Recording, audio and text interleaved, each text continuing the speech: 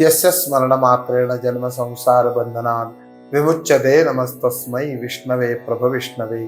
गुरुर्ब्रह्मा गुरुर्विष्णू गुरुर्देवो महेश्वरः गुरु साक्षात परब्रह्म तस्मै श्री गुरवे नमः। अवधूत चिंतन श्री गुरुदेव दत्त। भगवान दत्तात्रेयांच्या चरणी नमस्कार करून आपणा सर्वांना मी नमस्कार करतो आणि माझ्या भागवताच्या चिंतनाला मी प्रारंभ करतो। भगवान दत्तात्रेयांचे 24 गुरु आणि त्या 24 गुरूंच्या पासून दत्तात्रेयांनी जे ज्ञान घेतलं ते ज्ञान भगवान दत्तात्रेय अवधूत रूपानं या यदुराजांना सांगतायत। यदुराजाने त्यांनी सांगितलं की पिंगला नावाची वेश्या माझी गुरु आहे आणि या पिंगला वेश्येकडून जे ज्ञान भगवान दत्तात्रेयांनी घेतलं त्या ज्ञानाचा विचार थोडासा मागच्या भागामध्ये आपण केलेला आहे। अजून थोडासा विचार आपण करूया आणि दत्तात्रेयांच्या पुढच्या गुरुकडं त्या ज्ञानाकडं आपण प्रवृत्त होऊया। ती वेश्या आहे, वेश्या असून सुद्धा ती परमेश्वर प्राप्ती करून घेते। भगवान गोपालकृष्ण भगवद्गीतेमध्ये अर्जुनाला सांगतात की अपिचेत सुदुराचारो भजते माम अनन्य भाग साधुरेव स मंतव्य सम्यक व्यवस्थितो हिस्सा। अपिचेत सुदुराचार, जरी तू दुराचारी असशील, तू दुष्ट असशील, तू चोर असशील, दरोडेखोर असशील, दारुडा असशील, व्यसनाधीन असशील, तुम्ही कसेही असा, परंतु ज्या क्षणी तुम्ही भगवंताची आराधना कराल, त्यांची भक्ती कराल, देव सांगतात की तुम्ही दुराचारी आहे म्हणून मी तुम्हाला बाजूला सारणार नाही। तुम्ही कसेही असा, परंतु तुम्ही माझे भक्त व्हा। याच श्लोकावर ज्ञानेश्वर माऊली सुंदर चिंतन करतात। ज्ञानेश्वर माऊली म्हणतात, आणि भलतिया जाती जन्मावे मग भजिजे का विरोधावे पर भक्त का वैरिया व्हावे माझी याची। आणि भलतिया जाती जन्मावे, अमुकच जातीत जन्माला यायला पाहिजे म्हणजे परमेश्वर प्राप्ती होईल असं नाही, कुठल्याही जातीत जन्माला या। मग भजिजे का विरोधावे, माझी भक्ती करा किंवा वैर करा, माझी वैरी झाला तरी तुम्ही चालेल, भक्त व्हा किंवा वैरी व्हा, पर भक्त का वैरिया व्हावे माझी याची। पण भक्त जर होणार असाल तर माझे व्हा आणि वैर जर करणार असाल, मला शत्रू म्हणून बघणार असाल तर तुम्ही मलाच बघा, कारण माझ्या भक्ताचं पण मी कल्याण करतो आणि माझ्या शत्रूचं पण मी कल्याण करतो। पर भक्त का वैर्य व्हावे माझी याची।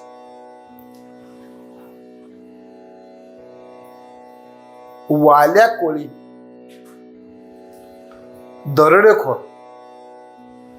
रात्री झाडावर बसायचं, कोणी वाटसरून निघालेला असेल तर त्याला मारायचं, त्याची सगळी संपत्ती पैसा काढून घ्यायचा, त्याला मारून टाकून द्यायचं आणि त्या संपत्तीवर त्या पैशावर आपली उपजीविका करायची, आपला प्रपंच चालवायचा, असा तो वाल्या कोळी। परंतु मागच्या कुठल्या तरी जन्मात काहीतरी पुण्यकर्म केलेलं असावं म्हणून महर्षी नारदांची भेट झाली। नारदांनी त्याला विचारलं की अरे बाबा कोण तू? तो म्हणतो मी कोळी आहे, मी दरोडेखोर आहे, इथं लुटायचं वाटसरूना हा माझा धंदा आहे।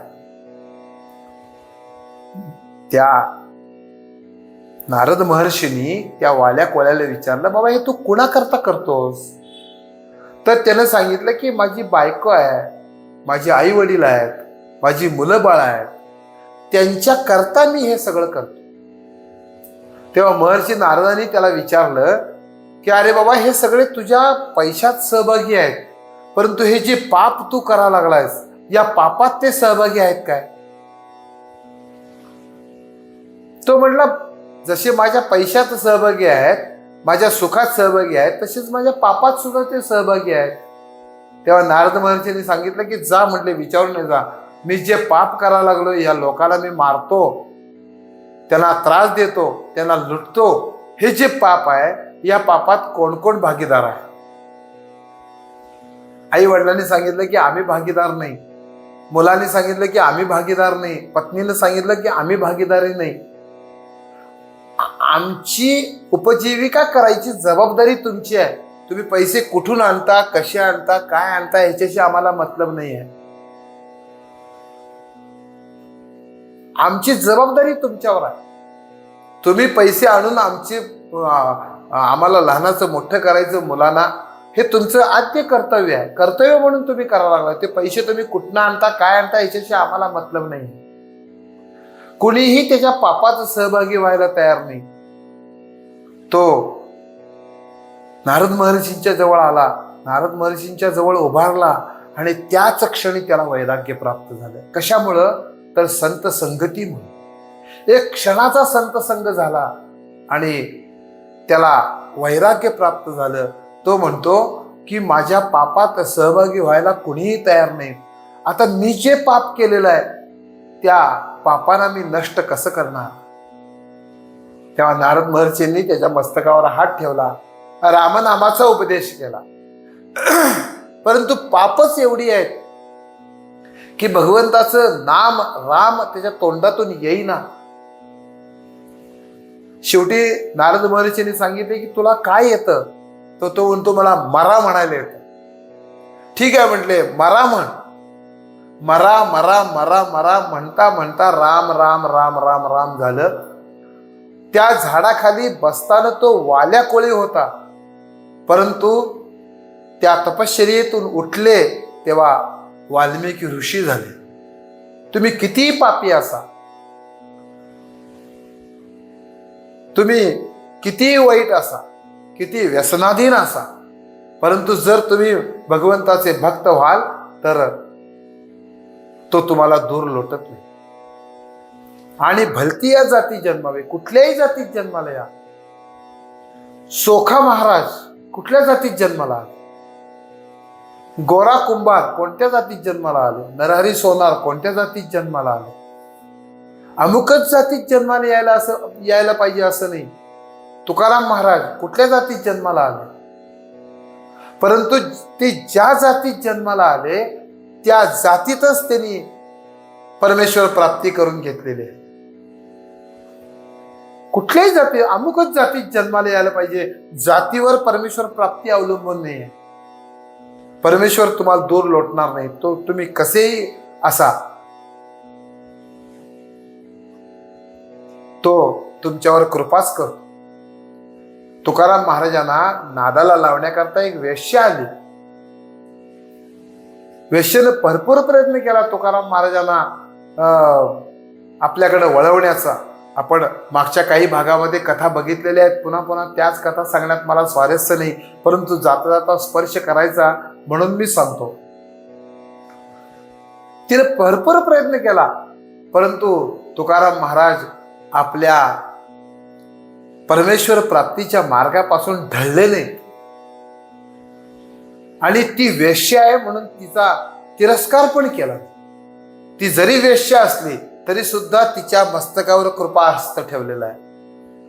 तिला ज्ञान देण्याचा प्रयत्न केलेला आहे. आणि संतांच्या संघानं एक क्षणभर तुकाराम महाराजांचा संघ तिला झाला आणि तिला वैराग्य प्राप्त झालं. त्या वेश्येला तुकाराम महाराजांनी मस्तकावर हात ठेवला, त्याच क्षणी ती उद्धरून गेली. अमुकच जातीत जन्माला आलेला आहे हात म्हणून तुमच्यावर परमेश्वर प्राप्ती अवलंबून नाही आहे. तुम्ही कसेही असा. ज्ञानेश्वर माऊलींनी ज्या रेड्याच्या मुखातून वेद वदवले तो रेडा म्हणून जन्माला आलेला आहे, परंतु संतांच्या संगतीमुळं त्या रेड्याचं आज आळे या ठिकाणी मंदिर आहे. तिथे गेल्यानंतर रेडा म्हणायचं नाही, रेडे महाराज म्हणायचं. का? तर संतांच्या संगतीमध्ये तो उद्धरून गेलेला आहे. रेडा असो, ती वेश्या असून सुद्धा ज्या क्षणी तिची आशा नष्ट झाली, ती निराश झाली, त्याच क्षणी तिच्यावर परमेश्वरी कृपा झाली.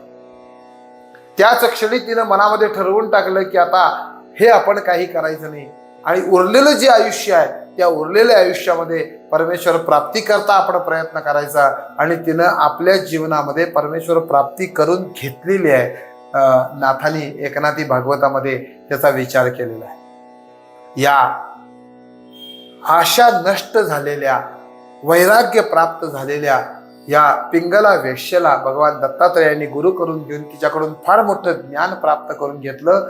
त्या भगवान दत्तात्रेयांच्या गुरु असणाऱ्या पिंगला वेश्येला आपण नमस्कार करूया. तिचं जे ज्ञान आहे ते ज्ञान आपल्या जीवनामध्ये कसं उतरवता येईल याचा आपण प्रयत्न करूया. या ज्ञानाचा आपण विचार करतो आहोत. पुढच्याही भागात याचा थोडासा विचार आपण करूया. वेळ संपल्यामुळं या ठिकाणी मला थांबावं लागतंय. माझ्या वाणीला मी विराम देतो आणि पुढच्या भागामध्ये भगवान दत्तात्रेयांनी अजून कोणकोणते गुरु केले, त्या गुरूंच्याकडून कोणकोणतं ज्ञान घेतलं, या टिटवीच्या ज्ञानाचा पण थोडासा विचार आपण करूया. आणि एक एक गुरु दत्तात्रेयांचे त्यांच्याकडून घेतलेलं ज्ञान ते आपल्या जीवनामध्ये किती आवश्यक आहे याचा विचार करूया, चिंतन करूया. या भागाला सगळ्यांनी सबस्क्राईब करा. जास्तीत जास्त दत्तभक्तांच्या पर्यंत शेअर करा, कमेंट करा. तुम्हाला हा भाग कसा वाटला हे मला तुम्ही सांगा. माझ्या मर्यादित ज्ञानानं, मर्यादित वेळेमध्ये जास्तीत जास्त सोपं करून सांगण्याचा मी प्रयत्न करतोय. आपण सर्वांनी हे ज्ञान घ्या आणि आपल्या जीवनामध्ये भगवान दत्तात्रेयांची कृपा कशी संपादन करता येईल याकरता आपण प्रयत्न करा. तशी प्रार्थना मी दत्तचरणी करतो आणि मी माझ्या वाणीला विराम देतो. अवधूत चिंतन श्री गुरुदेव दत्त.